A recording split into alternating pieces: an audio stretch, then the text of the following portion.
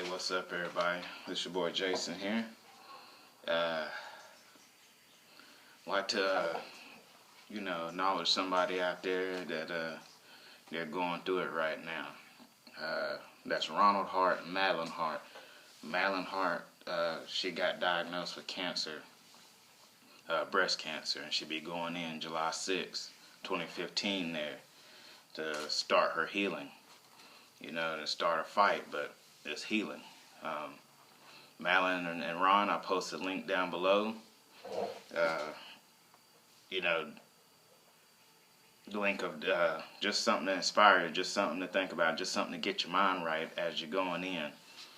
No, I'm not a cancer doctor or anything like that, but I was there by my dad's side when he battled stage 4 lung cancer. And back in 2011, I was for sure I had, thyroid cancer, I was for sure. But, so I was prepared to fight, but I just want y'all guys to know that, hey, I'm thinking about you up here in Hickory, North Carolina. I posted a link down below. I've known Ron now for 5 years now.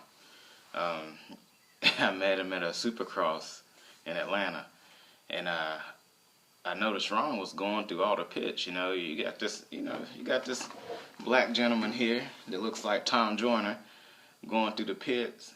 I seen him go through Filippo's pits. I'm like, hey.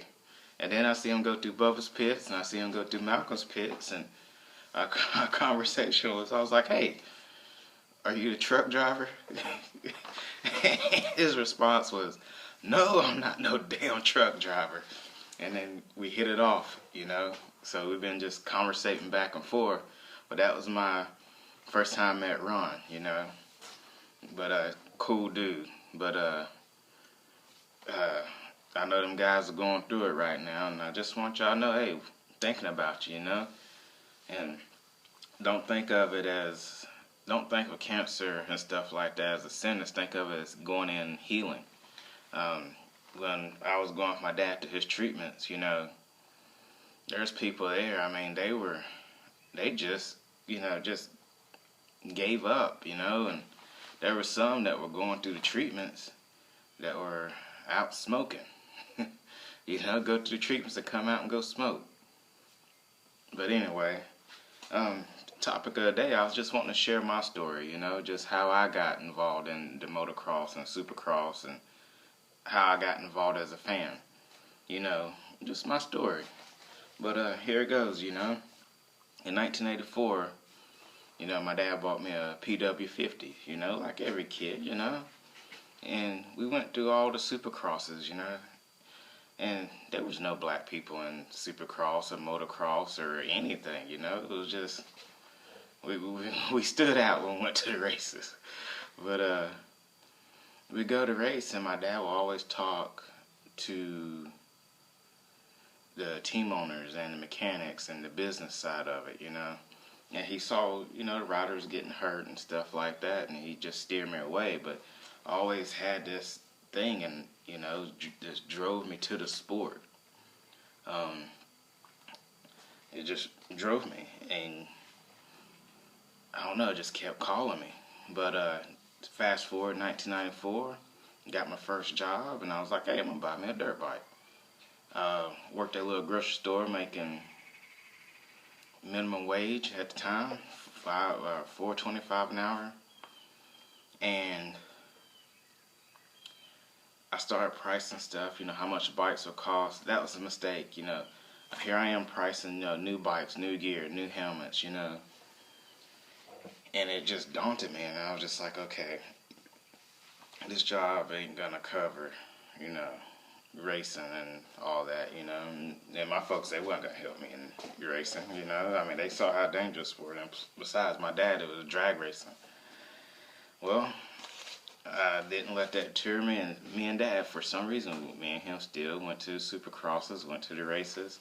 And by that time, I was racing RC cars then, and was traveling, racing RC cars, and picked up a couple sponsors racing RC cars.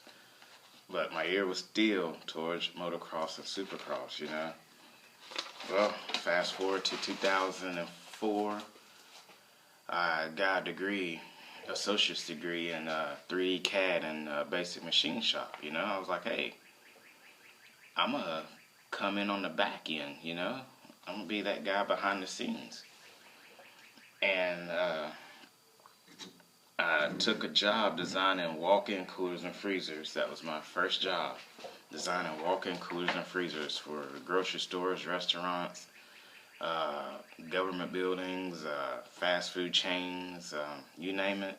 If they needed a freezer or a cooler for their whatever they were storing, stadiums, I designed them. And it just I don't know, it kind of burnt me out, but I had a feeling like, man, I need to do something that's meaningful. I need to do something that's inspired me. So I did a 180, you know. I went to CNA school, got my CNA and CNA certification, Certified Nursing Assistant 1, you know. And I don't know, just something just called me. It was like, hey, you know, you need to just do something that means something, you know. So I got a job in a nursing home, did that. Got a job at the crazy house up here in North Carolina, you know, with the men, crazy people. Well, yeah, crazy, flat out crazy. But a month after I got my certification, it was 2 months after I got certified, my dad got diagnosed with stage 4 lung cancer.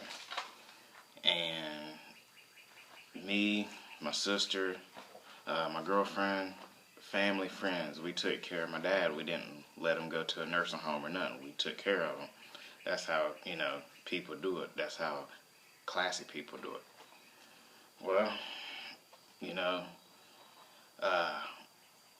it was probably 6 months after that, you know, my dad passed away.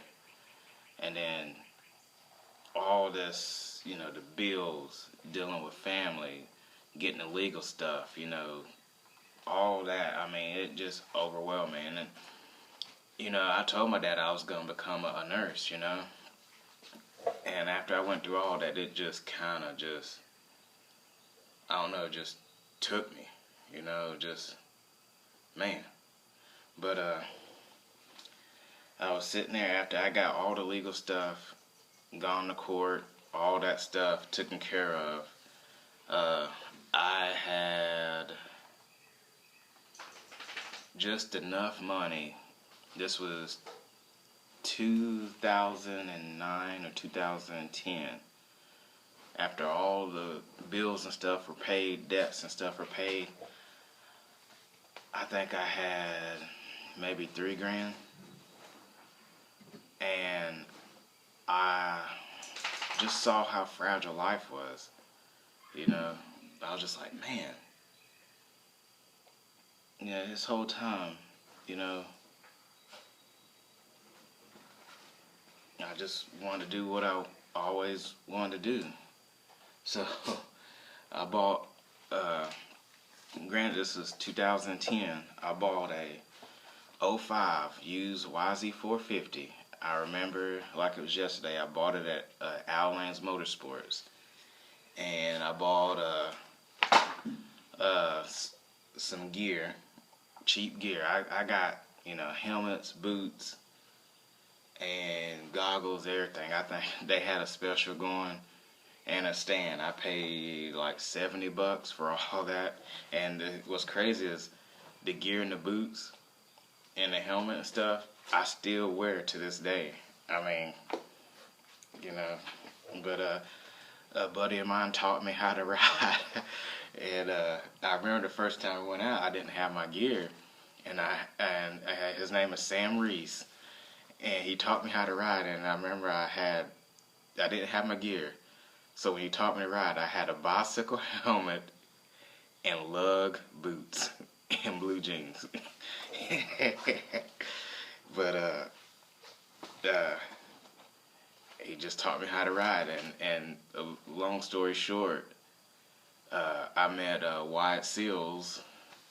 Long story short, all the people that I knew or met when I was young in motocross, as a fan, when I was younger, they came back in my life as an adult, and now these people are on teams.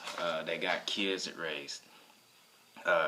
Wyatt Seals was Jerry McGrath's mechanic, and he's up here in Hickory doing mountain bikes and doing suspensions and mechanicking for the GNCC riders and stuff like that.